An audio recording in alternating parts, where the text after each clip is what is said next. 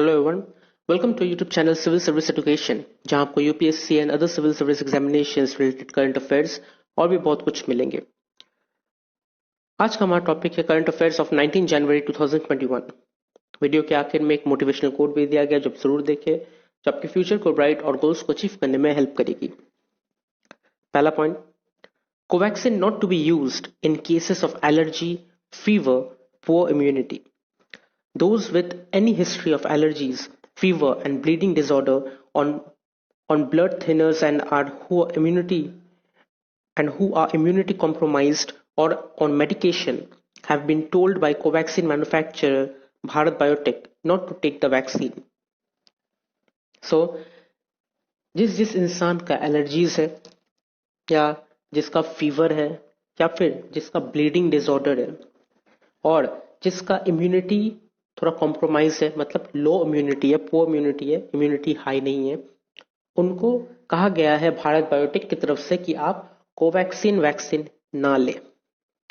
A statement uploaded on the company website on Monday said the vaccine was also contraindicated for pregnant lactating women, those using other COVID-19 vaccines, and people with any other serious health-related issues as determined by the vaccinator or office supervising vaccination.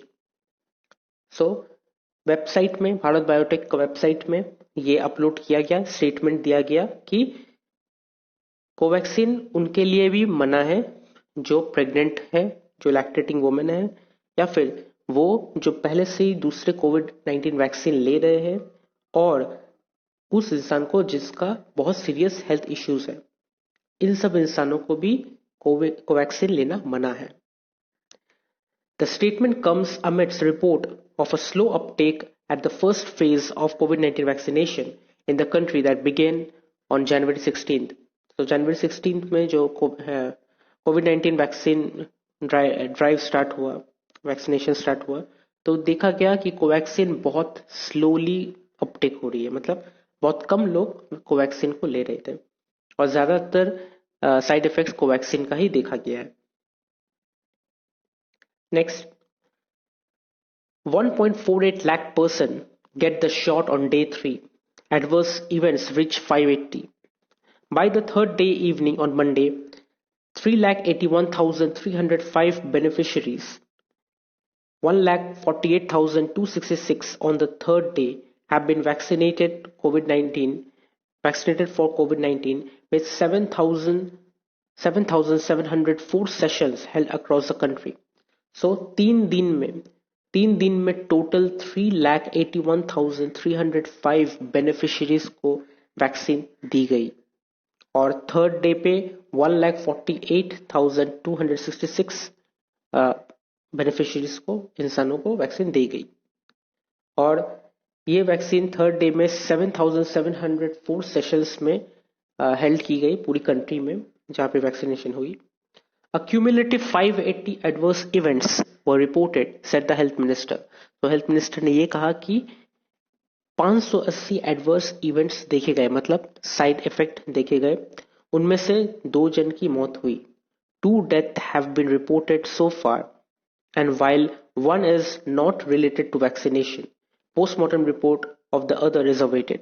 So 2 death हुई है vaccine लेने के बाद, एक मुरादाबाद के और एक तमिलनाडु के। मुरादाबाद के जो मारे गए थे उनका कहा जा रहा है कि वो हार्ट डिसऑर्डर पे मारे गए, उनका हार्ट एनलार्ज हो गया था, हार्ट अटैक हुआ था, कार्डियक अरेस्ट, बट उनका ये हेल्थ मिनिस्टर का ये कहना है कि वो वैक्सीन की वजह से नहीं हुआ, लेकिन वैक्सीन लेने के बाद ही वो मारे गए थे।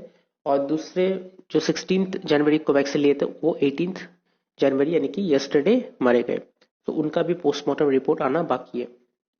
It said 3 of the 7 cases reported from across the nation requiring hospitalization were reported from Delhi. So, Delhi से 3 केसेस, 7 में से 3 केसेस ऐसे आए कि हॉस्पिटलाइजेशन करना पड़ा। 2 have been discharged, 2 डिस्चार्ज हो चुके हैं और अब एक अभी भी बेहोश है और वो पटपरगंज के मैक्स हॉस्पिटल में दाखिल है। Next, fewer health workers turn up for vaccine. Delhi witnessed a dip of 16.7% in the number of healthcare workers turning up for the COVID-19 vaccination on Monday, as compared to Saturday, the first day of the drive, when 4,319 beneficiaries were administered the vaccine shot. So, पहले दिन health care workers देखे गए 4,319 health care workers आए जो vaccination shot लेने आए, vaccine लेने आए। लेकिन उसके बाद से देखा गया कि वो जो नंबर है वो डिप होने लगा, कम होने लगा। तो थर्ड डे पे 16.7% डिप हो चुका है। ये देखा जा रहा है कि बहुत फ्यूअर हेल्थ वर्कर्स आ रहे हैं वैक्सीन लेने। क्यों?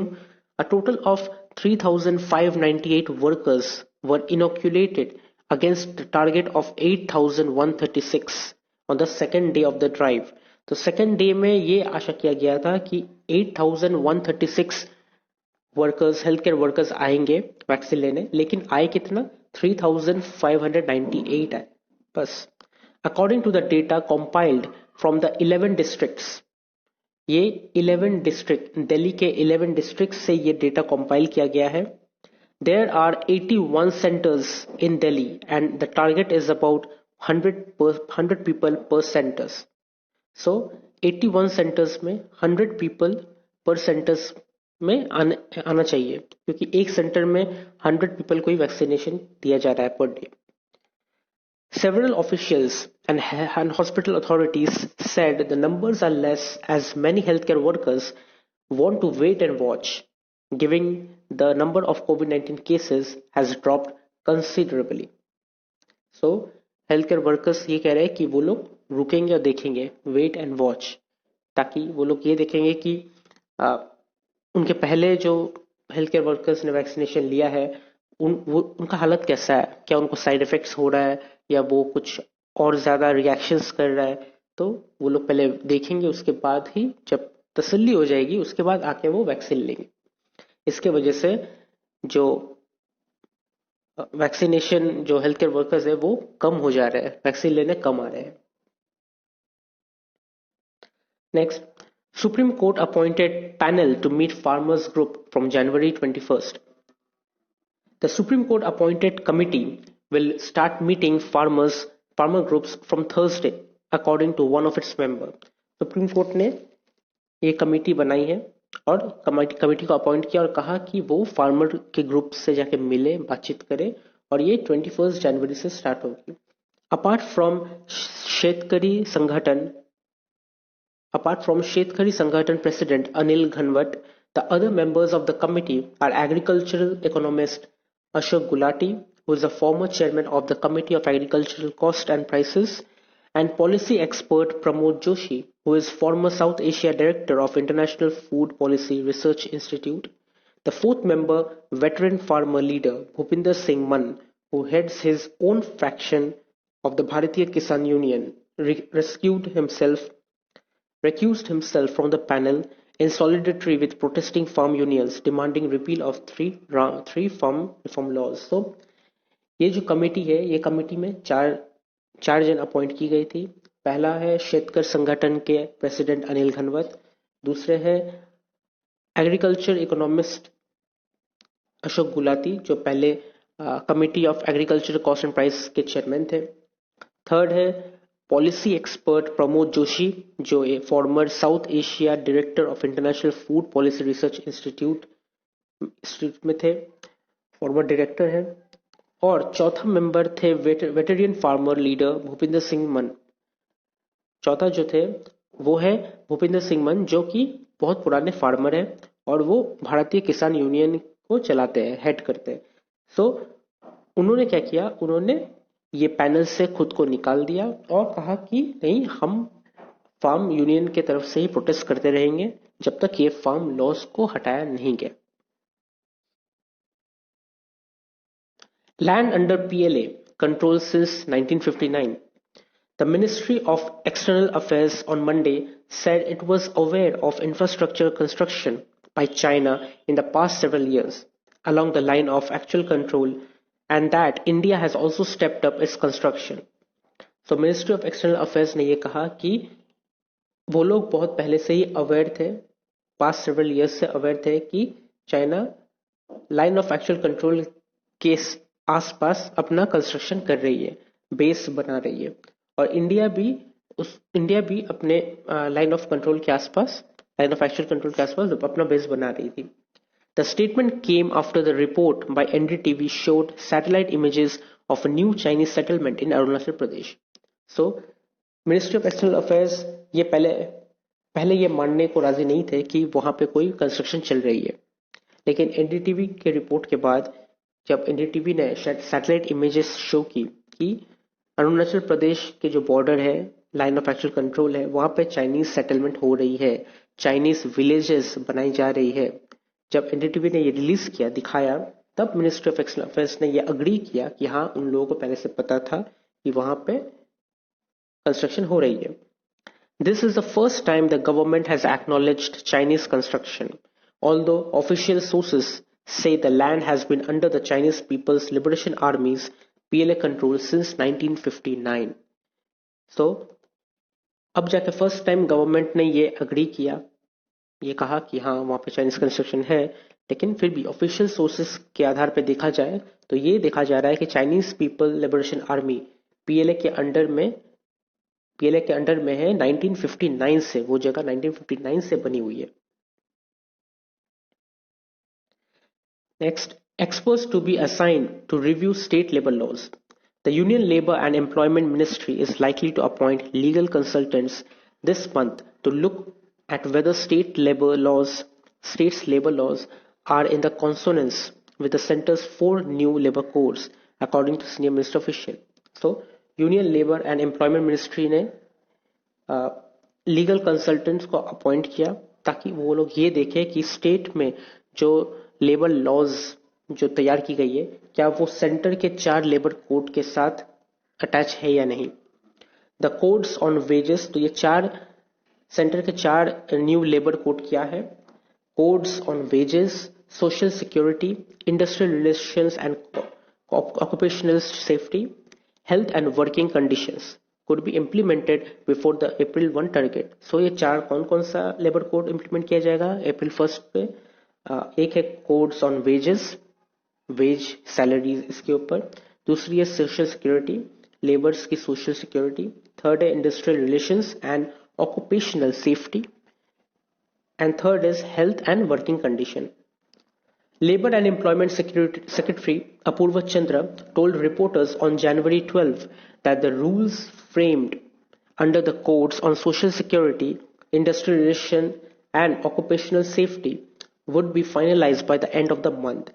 So, Labor and Employment Secretary जो है अपूर्वा चंद्र, उन्होंने कहा कि जनवरी 12 को ये रूल फ्रेम की गई थी under the code social security, industrial relation और ऑक्यूपेशनल सेफ्टी के अंडर में ये रूल फ्रेम की गई थी जो मंथ के एंड तक चालू हो जाए, फाइनलाइज की जाएगी. The rules under the code on wages 2019 have already been finalised, और जो पहला कोड था कोड ऑन वेजेस वो ऑलरेडी फाइनलाइज्ड हो चुकी है, और बाकी 3 भी एंड ऑफ जनवरी तक फाइनलाइज्ड हो जाएगी. Next, new monsoon forecast models onto the Anvil. The Indian Meteorological Department IMD may introduce new monsoon models this year to better forecast changes in the rainfall. So Indian Meteorological Department IMD जो rainfall, storms ये सब को लेके देखती, मतलब predict करती है कि कब मॉनसून आने वाली है, कैसा मॉनसून आने वाला है, कैसा रेनफॉल होने वाला है. अब इन लोगों ने एक नया मॉनसून मॉडल तैयार किया है जो कि रेनफॉल जैसे चेंज होता है तो उसे बेटर फोरकास्ट कर सके, मतलब बेटर तरीके से जान सके कि रेनफॉल कब चेंज होगा, कैसे चेंज होगा, क्या चेंज होगा, कहां पे चेंज होगा, ये सब. At a day long meet via video conference involving several senior meteorologists discussed about the accuracy of the existing models, emerging weather models and their strength and weakness in capturing the vagaries of the monsoon and the extent to which they were effective over varying time scales in forecasting heavy rain or an extended dry patch. So, बहुत सारे senior metrologist involve हुए थे video conferencing में IMD के, और वो video conferencing में ये कहा गया था, ये देखा गया था कि जो एग्जिस्टिंग मॉडल है, जो अभी मॉडल यूज किया जा रहा है, वो कितना एक्यूरेट है और नया वाला कितना एक्यूरेट होगा। जो नए नए मॉडल्स आएंगे वो कितने एक्यूरेट होंगे और क्या वो मॉडल का स्ट्रेंथ कैसा होगा और वीकनेस कैसा होगा। क्या वो लोग मॉनसून के अलग अलग भाव को पकड़ पाएगी या फिर क्या वो इतना इफेक्टिव होगा कि वो और भी डिटेल व्यू में देख सके कि मॉनसून कैसा हो सकता है। हर एक टाइम स्केल्स में देख सके कि जैसे कि ये इन आज के दिन में ऐसा है तो कल के दिन में कैसा होगा, कल के दिन में ये टाइम में कैसा होगा। क्या इतना डिटेल्स ला सकता है या फिर एक एरिया में कितना फोरकास्ट होगा रेन का और एक एरिया कितना ड्राई होगा। ये सब भी उन्होंने डिस्कस किया कि नया मॉडल क्या कर सकता है। DS Pai, who heads the IMD's Climate Research Service Pune, said in his talk there was 3 different models that could be tested this year. 2 of them were dynamical models and one of them is statistical model. So DS Pai जो IMD के climate research service के जो head है पुणे के, उन्होंने कहा कि 3 model को टेस्ट किया जाएगा इस साल। उनमें से 2 मॉडल है डायनामिकल मॉडल और एक है statistical model. Next, government may raise import duties by 5 to 10%. India is considering raising import duties by 5% to 10% on more than 50 items including smartphones, electronic components and appliances in the upcoming budget. 3 government sources privy to the discussion told Reuters on Monday. So, Indian government ने फैसला किया है कि 50 item से भी ज्यादा item पे 5 से 10% तक इंपोर्ट ड्यूटीज रेस की जाएगी। स्मार्टफोन्स, इलेक्ट्रॉनिक कंपोनेंट, अप्लायंसेस, मतलब जो बाहर की स्मार्टफोन्स हम लोग यूज करते हैं, चाहे वो चाइनीज हो, कोरियन हो, जापान हो, अमेरिकन हो, एप्पल, जो भी हो, जितने भी स्मार्टफोन्स हो, इलेक्ट्रॉनिक कंपोनेंट्स हो, अप्लायंसेस हो, जो बाहर के हम लोग यूज करते हैं, बाहर से ऑर्डर करवाते हैं या जो बाहर से आते हैं, उन पे 5 to 10% एक्स्ट्रा इंपोर्ट ड्यूटीज लग जाएगी। और ये क्यों किया जा रहा है? The move to increase import duties is part of prime minister Narendra Modi self reliant India campaign that aims to promote and support domestic manufacturing, said the sources who asked not to be named as a discussion are not public. So ये prime minister Narendra Modi के जो self reliant campaign है उसके आधार पे ये किया जा रहा है, जो आत्मनिर्भर भारत कैंपेन है। और ये इसलिए किया जा रहा है ताकि लोग ज्यादा डोमेस्टिक प्रोडक्ट जो मैन्युफैक्चर हो रही है, जो इंडिया में प्रोडक्ट मैन्युफैक्चर हो रही है, लोग उसको ज्यादा खरीदे, उसको ज्यादा अहमियत दे, बाहर की चीजों को कम खरीदे। इसीलिए बाहर की चीजों पे इंपोर्ट ड्यूटीज टैक्स और भी ज्यादा बढ़ा दी जा रही है, 5 to 10% इंक्रीज कर दी जा रही है। Next, China's economy grows 2.3%, slowest pace in 44 years. China said on Monday its economy expanded in 2020 by 2.3%, the slowest pace of growth since the end of Mao Zedong Cultural Revolution in 1976. China के जो economic expand हुआ है, growth हुआ है, 2.3% हुआ है, वो 1976 के बाद से ये सबसे स्लोवेस्ट economic grow हुआ है after 44 years. China will, however, likely be only major economy to have avoided a contraction in a pandemic hit year, underlining its strong recovery after weeks of lockdown at the start of the year brought economic activity to the Asian giant to a standstill. So China एकमात्र country थी, एकमात्र major economic country थी जो pandemic के दौरान भी उनका economy जो है वो कॉन्ट्रैक्ट नहीं हुआ था, घटा, माइनस में नहीं गया था, पॉजिटिव में ही रहा, लेकिन पहले से कम हो गया था, लेकिन पॉजिटिव में रहा, माइनस में नहीं गया। और वो लोग आफ्टर कुछ वीक के बाद ही लॉकडाउन के कुछ वीक के बाद ही वो लोग रिकवर करना स्टार्ट कर गई थी।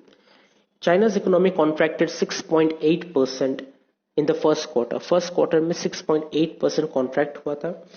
The economy recovered to grow 3.2% in the second quarter और तुरंत सेकंड क्वार्टर में 3.2% ग्रोथ हो चुकी थी।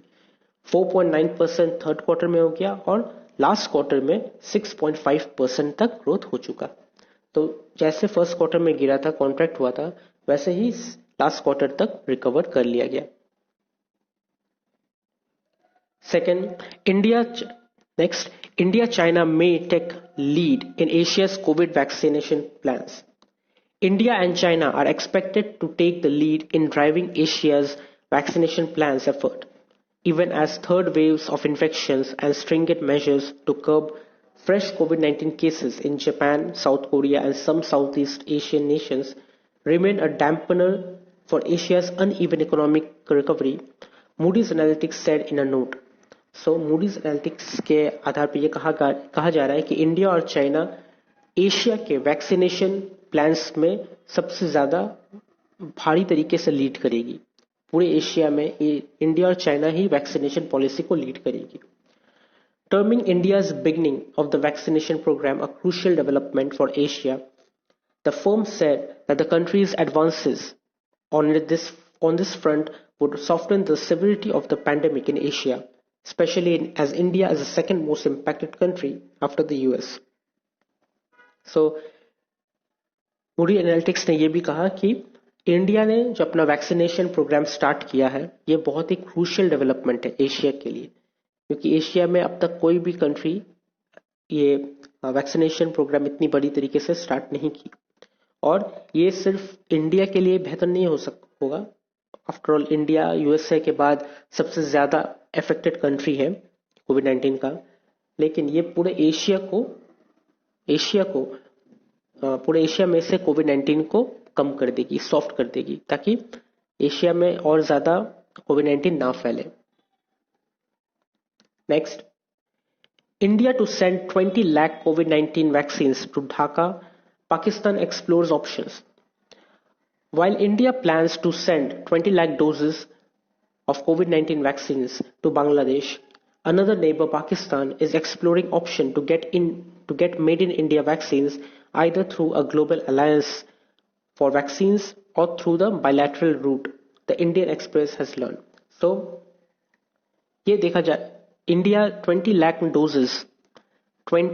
doses of COVID-19 vaccine Bangladesh को प्रोवाइड कर रही है, और पाकिस्तान भी ये एक्सप्लोर कर रही है कि वो भी ये सोच रहे हैं कि इंडिया में जो वैक्सीन है वो लोग भी इंपोर्ट करवाए, वो लोग भी मंगवाए अपने लिए.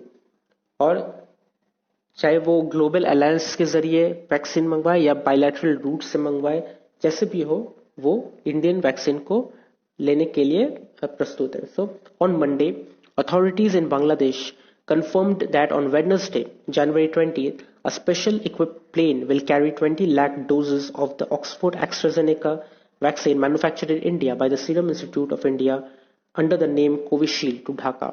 So, बांग्लादेश के अथॉरिटीज ने कंफर्म किया कि जनवरी 20th को एक special plane 20 lakh doses of Covishield vaccine लेके जाएगी इंडिया से ढाका में. The consignment will be handed over to the Bangladesh government by the Indian High Commission in Dhaka. और वो कंसाइनमेंट इंडियन हाई कमीशन के पास जाएगी ढाका पे, और वहां से बांग्लादेश गवर्नमेंट को हैंड ओवर कर दी जाएगी. Bangladesh has had more than 5 lakh cases of Covid with about 7,900 deaths so far.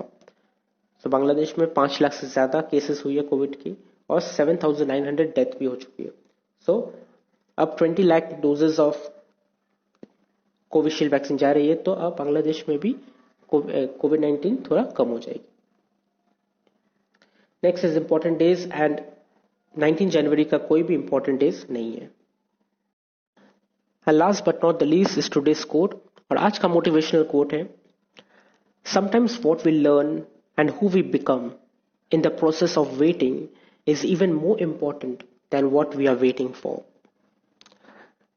तो सोचो, हम लोग कोई एग्जाम्स के लिए वेट कर रहे हैं. अब एग्जाम के लिए वेट करते हैं तो हम लोग क्या करते हैं, वो एग्जाम के लिए वेट तो कर रहे हैं, लेकिन उस एग्जाम के लिए तैयार भी कर रहे हैं. सो ये जो तैयारी कर रहे हैं, ये जो वेटिंग प्रोसेस है हम लोगों का, कभी कभी देखा जाता है कि ये वेटिंग प्रोसेस ही हम लोगों के लिए उस प्रोसेस से बहुत ज्यादा अहमियत हो जाता है जिसके लिए हम लोग वेट कर रहे हैं. सोचो, हम लोग आईएएस ऑफिसर बनने के लिए वेट कर रहे हैं. अब आईएएस ऑफिसर बनना है तो आपको मेहनत करनी पड़ेगी, आपको पढ़ाई करनी पड़ेगी, बहुत कुछ करना पड़ेगा. सो ये जो आप कर रहे हो ये आईएएस बनने के लिए वेट कर रहे हो। सो देखा जाएगा एक समय पे ऐसा आएगा कि आप जो आईएएस ऑफिसर बन जाओगे तब आपको समझ में आएगा कि ये जो वेटिंग प्रोसेस था, ये जो पढ़ाई का प्रोसेस था, ये प्रोसेस आईएएस ऑफिसर बनने से भी ज्यादा अहमियत वाला था, इंपॉर्टेंट वाला था, क्योंकि इसके वजह से ही आप आईएएस ऑफिसर बन पाए। तो कभी कभी वेटिंग प्रोसेस ही उससे ज्यादा इंपॉर्टेंट हो जाती है जिसके लिए आप वेट कर रहे हो।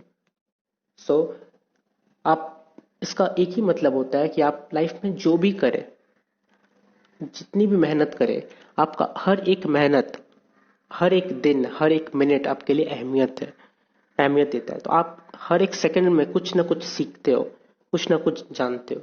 तो कभी भी कोई भी चीज को ग्रांटेड मत लेना, सीखना, उसको अप्लाई करना, यूज करना और जो भी मिले उससे खुश रहना, तब जाके आपको सक्सेस हासिल हो जाएगी। सो अगर आपको वीडियो अच्छी लगी तो आप इसे लाइक कीजिए, शेयर कीजिए, कमेंट कीजिए और सब्सक्राइब जरूर कीजिए। Thank you.